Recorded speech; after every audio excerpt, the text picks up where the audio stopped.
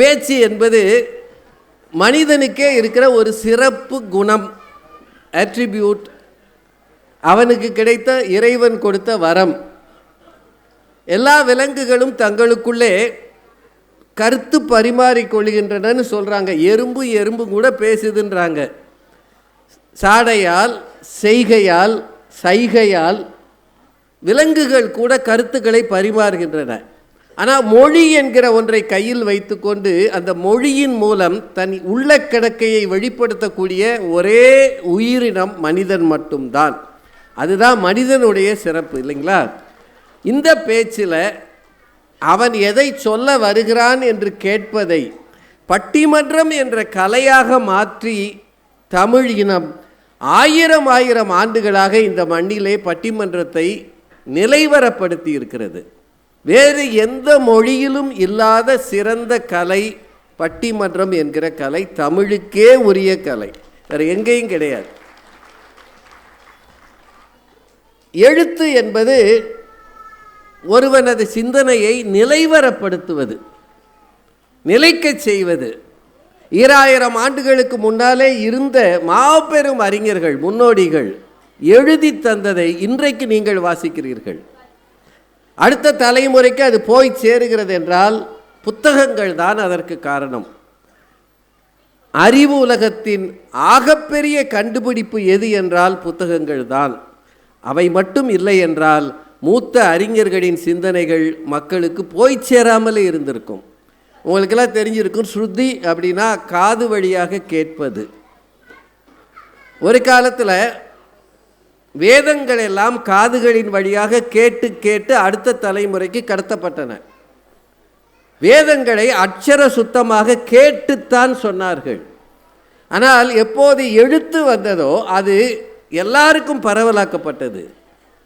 அப்படிப்பட்ட புத்தகங்கள், இங்கே புத்தக வரலாறு நீங்கள் படித்த உங்களுக்கு தெரியும். ஜான் கூட்டன்பர்க் கண்டுபிடித்த அச்சு எந்திரம்தான் புத்தகம் என்கிற ஒரு அரிய பொக்கிஷத்தை மானுடத்துக்கு தந்தது. அது தந்ததன் விளைவு தான் இன்றைக்கு நாம் எல்லாரும் வாசிக்கிறோம். இன்றைக்கி ஒரு பட்டிமன்றம். வாழ்க்கையில் வெற்றி பெற பெரிதும் தேவை அதிர்ஷ்டமா உழைப்பா? முத்தமிழில் இயல், இசை, நாடகம்னு 3 இருக்குது. இயல் தமிழ் நாங்கள் பண்ணுறது வெறும் பேச்சு தான். இசைத்தமிழ் மியூசிக் இன்ஸ்ட்ருமெண்ட்டோடு அழகாக பாடுறது, நல்ல குரல் இருக்கக்கூடியவங்க செய்வாங்க. நாடகம் நடிப்பு, இசை பாட்டு 2 கலந்தது. அதனால் அதில் முதல்ல நிற்கிறது நாங்கள் தான். அதை கொஞ்சம் கேட்குறதுக்கு பொறுமை வேணும். நீங்கள் அது பொறுமையோடு இருப்பீங்கன்ற நம்பிக்கையில் நாங்கள் 5 பேர் வந்திருக்கிறோம். வாழ்க்கை என்பது மனிதன் இறைவனுக்கு கொடுத்த மாபெரும் வாய்ப்பு. பிறக்கிறோம், நிறைவு காலம் வரை வாழ்கிறோம்.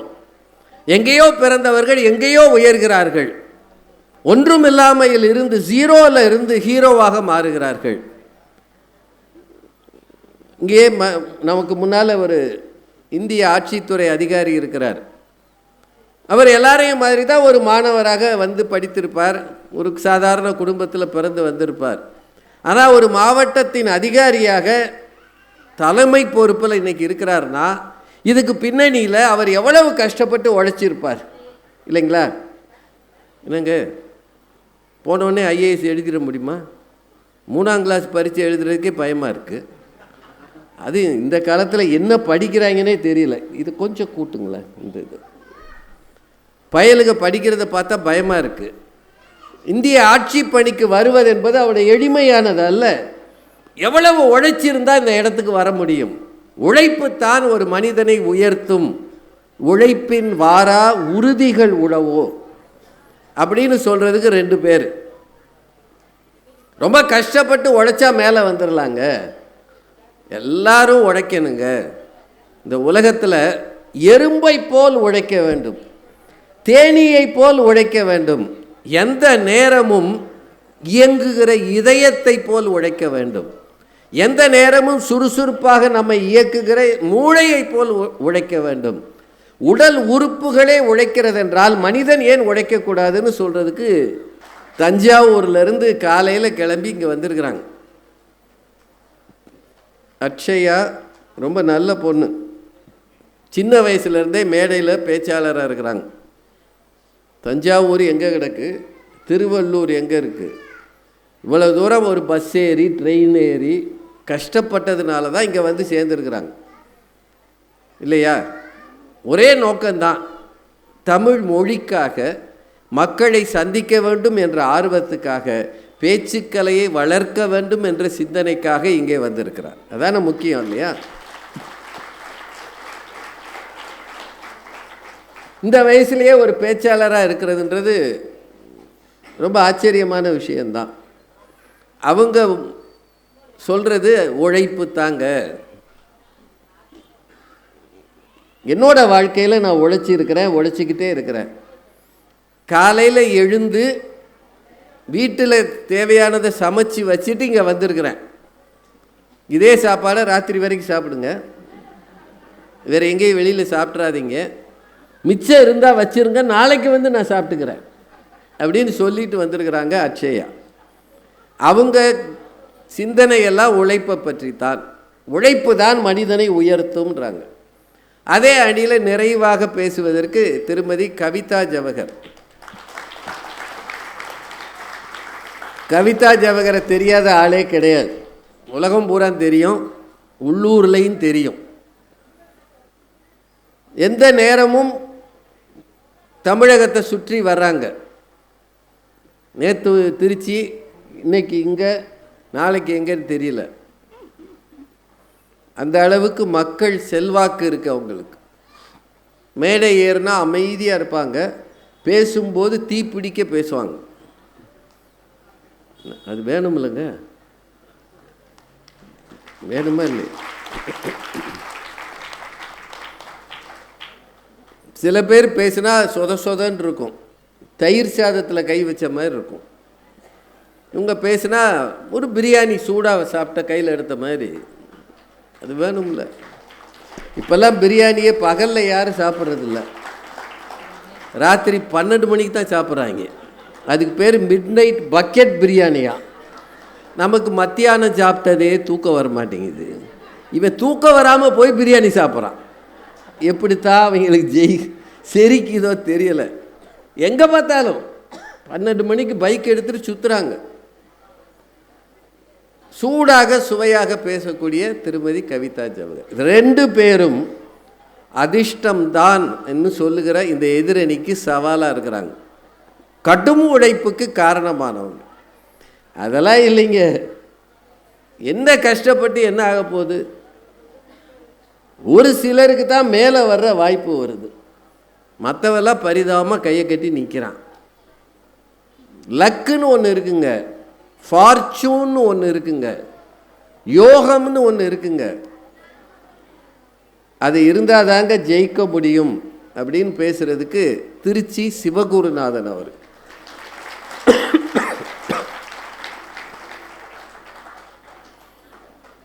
அவர் திருச்சியில் நகைச்சுவை மன்றம் நடத்திக்கிட்டு இருக்கிறார், ஹியூமர் கிளப். அதை விட நல்ல சேவைகள் செஞ்சுக்கிட்டு இருக்கிறார். சாதாரண வேலை இல்லை, நிறைய சேவைகள். முதல்ல மனுஷனை சிரிக்க வைக்கிறதே கஷ்டம். எல்லாரும் பாதி நேரம் அப்படியே உம்முன்னு உட்காந்துருக்கான். அதை விட கையில் மொபைலை வச்சு பார்த்துக்கிட்டே இருக்காங்க.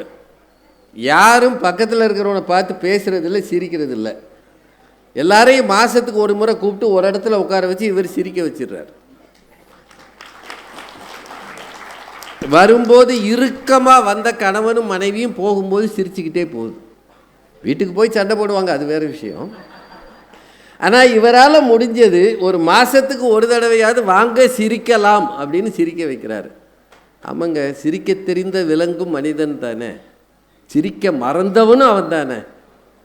சின்ன வயசில் பாருங்கள், பிள்ளைங்க தேவையில்லாமலாம் சிரிக்கும்.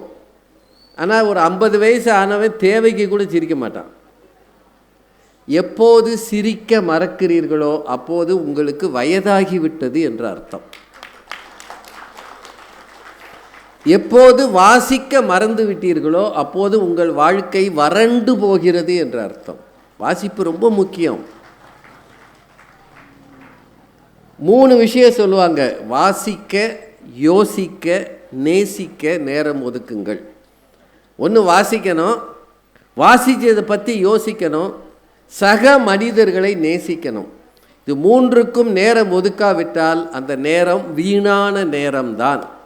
ஒரு நாளின் நேரத்தை வகுத்து பார்த்தீங்கன்னா எவ்வளவு நேரத்தை வீணடிக்கிறோம்னு நீங்களே தெரிஞ்சுக்குவீங்க. ஆனால் இந்த மூன்றில் ஏதாவது ஒன்றை நீங்கள் செய்தால் உங்கள் வாழ்க்கை மகிழ்ச்சிகரமாக இருக்கும். அதில் சிரிக்க வைப்பதற்கான சூழலை உருவாக்குகிறவர் சிவகுருநாதர். அவர் அதிர்ஷ்டந்தான்னு சொல்கிறாரு. அவரோட இணைந்து பேசுவதற்கு முனைவர் சிவ சதீஷ்குமார்.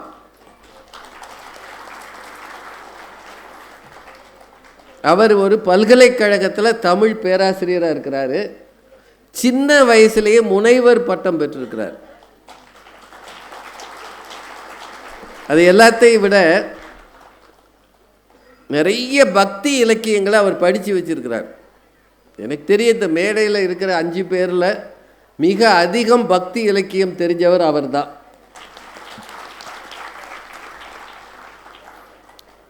இதே பவ்யம்தான் அவர். எப்பவும் கல்யாணம் வரைக்கும் இன்னும் பவ்யமாக இருந்தார். இப்போ கூடுதல் பவ்யமாயிட்டார்.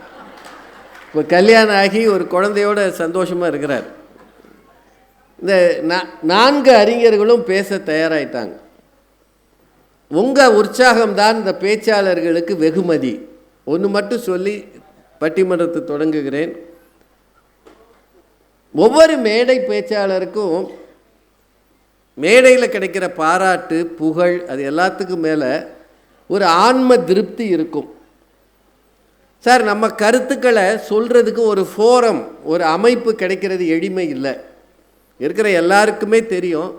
உங்கள் வீட்டில் இருக்கிறவங்கள கூப்பிட்டு வச்சு ஏதாவது பேச முயற்சி பண்ணுங்க. உட்காந்து கேட்குறாங்களான்னு பார்ப்போம். உங்கள் பையனை கூப்பிட்டு இங்கே வாடா ஒரு விஷயம் பேசணுன்னா, அப்புறமா வரேன் நீ போ. இது எங்களை மாதிரி பேச்சாளர்களுக்கு இன்னும் சிரமம். யாரையாவது கூப்பிட்டு ஏதாவது பேசணுன்னு ஆரம்பித்தா ஏன் மைக்கு கிடைக்கலையான்றாங்க. அவங்க முதல்ல சொல்கிறது மைக்கு இன்னைக்கு எந்த ஊரும் கிடைக்கலையா, நான் தானா கிடைச்சேன், ஏன்யா கூழ்றேன்றான். ஒரு மேடை அமைத்து ஒரு மாவட்ட நிர்வாகம் ஒரு பொருளை சிந்திக்க வாய்ப்பு தந்திருக்கிறது. அதுவும் புத்தக கண்காட்சிகளை திருவிழாவாக நடத்தி கொண்டிருக்கிறார்கள். நோக்கம் ஒன்று தான், வாசிங்க வாசிங்க வாசிக்கிட்டே இருங்க. ஒரு 50 வருஷம் முன்னாடி எழுத படிக்க தெரியாதவர்கள், எழுத்து கூட்டி படிக்க தெரியாதவர்கள் அதிகம் இருந்த நாடு நம்ம நாடு. இன்னைக்கு கல்வி அறிவிலே மேம்பட்டு வந்திருக்கிறோம். கல்வி சிறந்த தமிழ்நாடு என்று இன்றைக்கு நம்மை புகழ்கிறார்கள். பாரதி அன்னைக்கே பாடினா, கல்வி சிறந்த தமிழ்நாடு, புகழ் கம்பன் பிறந்த தமிழ்நாடுனா. அந்த தமிழ்நாட்டின் பெருமையை உயர்த்துவதிலே வாசிக்கிற இயக்கத்துக்கு பெரும் பங்கு இருக்கிறது. அரசுக்கு 1000 வேலை இருக்கும், சட்டம் ஒழுங்கிலிருந்து மக்கள் பணியில். அது எல்லாத்தோட சேர்த்து புத்தக வாசிப்புக்காக அவர்கள் நேரம் ஒதுக்குகிறார்கள், திருவிழாக்களை நடத்துகிறார்கள் என்று பார்க்கும்போது நோக்கம் ஒன்றுதான். எழுத்து அறிந்தவர்களாக, வாசிக்கிற ஆர்வம் உள்ளவர்களாக நீங்கள் மாற வேண்டும், அடுத்த தலைமுறை வர வேண்டும் என்பதற்காகத்தான் இந்த திருவிழா. இதில் நடக்கிற இந்த பட்டிமன்றத்துக்கு வந்ததில் எங்களுக்கு ரொம்ப மகிழ்ச்சி. எங்களை அழைத்த மாவட்ட நிர்வாகத்துக்கு மீண்டும் நன்றியை சொல்லி பட்டிமன்றத்தை தொடங்குகிறோம். வாழ்வில் பெரிதும் வெற்றி பெற, வாழ்வில் வெற்றி பெற பெரிதும் தேவை அதிர்ஷ்டமா உழைப்பா என்கிற தலைப்பில் அதிர்ஷ்டமே என்று பேச வருகிறார் நண்பர் சிவகுருநாதன். அவரை உங்கள் சார்பிலே அழைத்து அமைகிறேன். நன்றி. மரியாதைக்குரிய நடுவர் அவர்களே, மிக அருமையான தலைப்பு. நான் இங்கு வரும்போது என்னிடத்திலே பாரதிதாசனுடைய வாழ்க்கை வரலாறு நூல் இருக்கிறது, அவருடைய உரை வளம் இருக்கிறது, கவிதை குறித்த ஆய்வு நூல் எல்லாம் இருக்கிறது. சரி. ஆனால் பாரதிதாசன் கவிதைகள் என்ற ஒரு ஒட்டுமொத்த தொகுப்பு என்னிடத்திலே இல்லாமல் இருந்தது. அதை மாவட்ட ஆட்சியர் என்னிடத்திலே கொண்டு பரிசாக தந்தார். நான் அதிர்ஷ்டசாலி.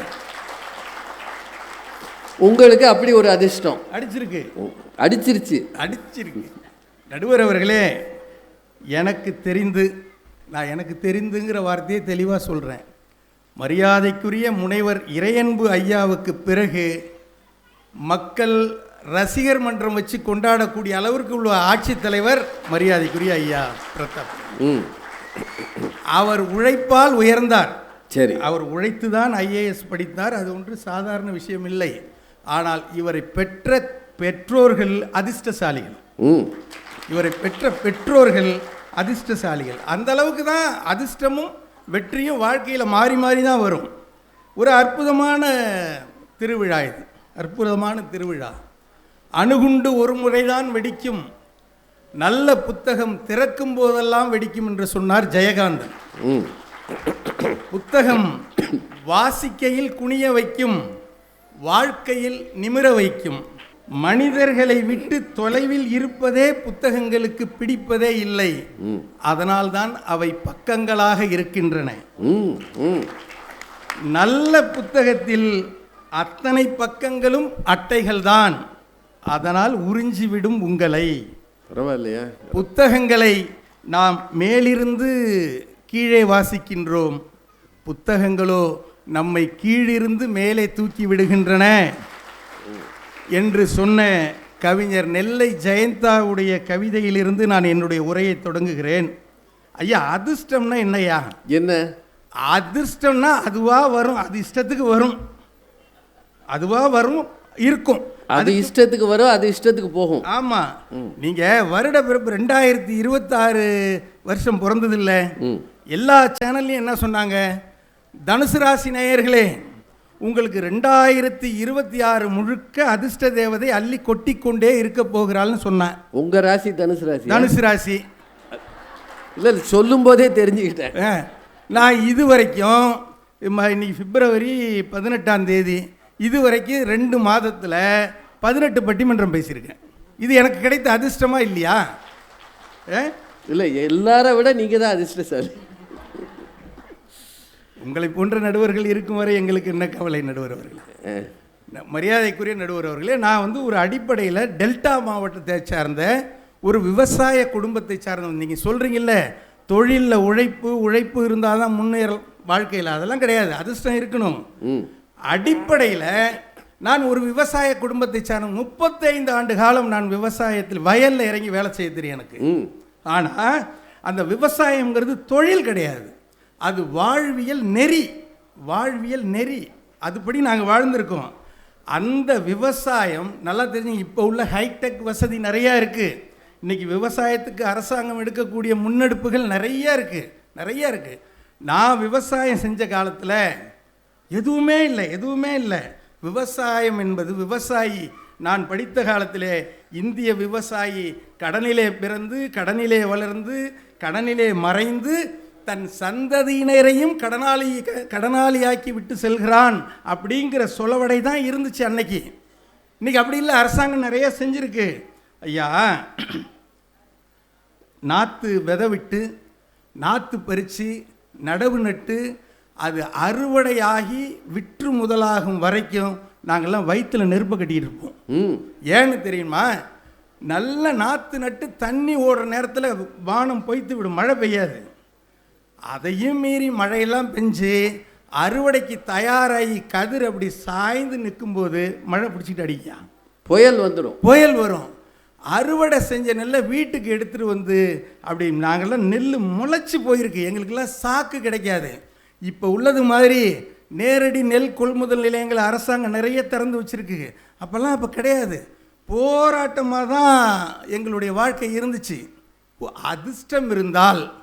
அதிர்ஷ்டம் இருந்தால் மட்டும்தான் மழை பொழிய வேண்டிய நேரத்திலே மழை பெய்யும், மழை பெய்யக்கூடாத நேரத்திலே மழை பெய்யாமல் இருக்கும்.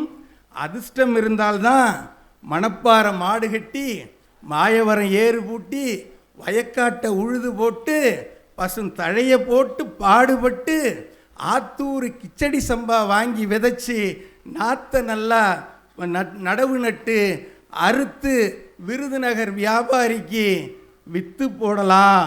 அது அதிர்ஷ்டம் இருந்தால் மட்டும்தான் நடக்கும். அதிர்ஷ்டம் இல்லைன்னு சொன்னால் வெள்ளாமை வீடு வந்து சேராது. இது உண்மையா இல்லையா?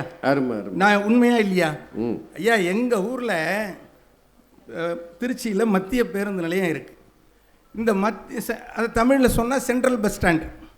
ஓ, அது தமிழா? அது பரவாயில்லையே. 2 ஹோட்டல் இருக்குயா. நான் ஒரு உதாரணத்துக்கு சொல்கிறேன். சாப்பிட்ற இடம். ரெண்டும் பக்கத்து பக்கத்து ஹோட்டல். இதில் என்ன தெரியுமா, ரெண்டுக்குமே ஒருத்தர் தான் உரிமையாளராக இருந்தார் ஒரு காலத்தில். வாங்கி பிரிச்சுக்கிட்டாங்க. இந்த பக்கம் உள்ள ஹோட்டலில் உழைக்கிற அதே உழைப்பு தான் இந்த பக்கம் கொடுக்குறாங்க. இந்த பக்கம் ஹோட்டலில் உள்ள அதே சுத்தம் சுகாதாரம் எல்லாம் இந்த பக்கம் ஹோட்டல்லையும் இருக்கும். ஆனால் எந்த விதமான கேள்வியும் இல்லாமல் பொதுமக்கள் போய் அந்த பக்கம் உள்ள ஹோட்டலில் மட்டும்தான் சாப்பிடுவாங்க. இந்த பக்கம் ஹோட்டலுக்கு ஆளே போக மாட்டாங்க. நீங்களாவது போகலாம்ல? நான் அங்கே போனதுனால தான் அதை தலைப்பாக எடுத்து நான் பேசுகிறேன். சரி, நான் என்ன சொல்கிறேன், அங்கே அவ்வளோ சுகாதாரமாக இருக்குது, சுவையாக இருக்குது. ஆனால் அங்கே ஏன் வியாபாரம் சரியில்லைன்னு கேட்டால் அந்த ஓனர் சொல்கிறாரு அதிர்ஷ்டம் இல்லையாங்கிறார். யாருக்கு? அவருக்கு. அவருக்கு அதிர்ஷ்டம் இல்லைங்கிறாரு. நாங்கள் நல்லா தான் உழைக்கிறோம், அதிர்ஷ்டம் இல்லைங்கிறாரு. நடுவர் அவர்களே, காவிய கவிஞர் வாலியை தெரியும். எங்கள் ஊர் திருவரங்கத்துக்காரர், ஸ்ரீரங்கத்துக்காரர். 1958 சினிமாவுக்கு பாட்டு எழுத வரார். 63 வரைக்கும் அவர் எழுதின பாட்டு 6 பாட்டு தான். 5லேருந்து 6 பாட்டுக்குள்ளார தான் எழுதினார். அழகர் மலை கல்லன்கிற படத்தில் 1958 ஆண்டு எழுதுகிறார். நிலவும் தாரையும் நீயம்மா இந்த உலகம் ஒரு நாள் உனதம்மான்னு பாட்டு எழுதுகிறார். முதல் பாட்டே மோட்டிவேஷன். ஆனால் 5 வருஷம் 6 வருஷம் வரைக்கும் 63 வரைக்கும் அவர் 5 பாட்டு தான் எழுதுகிறார். கடுமையாக உழைக்கிறார், எந்த பலனும் இல்லை. கடுமையாக உழைக்கிறார், எந்த பலனும் இல்லை. ஆனால் 1963 கற்பகம்ங்கிற படம் ரிலீஸ் ஆகுது. KS கோபாலகிருஷ்ணன் டைரக்ஷனில். அந்த படத்தில் பாட்டு எழுதுகிறாரு. பக்கத்து வீட்டு பருவமச்சான் 1000 இரவுகள் வருவதுண்டு அத்தைமடி மெத்தையடி, இந்த பாட்டெல்லாம் எழுதுகிறாரு. அதற்கு பிறகு அவர் மறைந்த 2013 வரைக்கும் 50 ஆண்டு காலம் திரைத்துறையிலே உச்சத்திலே இருந்தார் என்று சொன்னால் அது அவர் செய்த அதிர்ஷ்டம்தான். உழைச்சார்.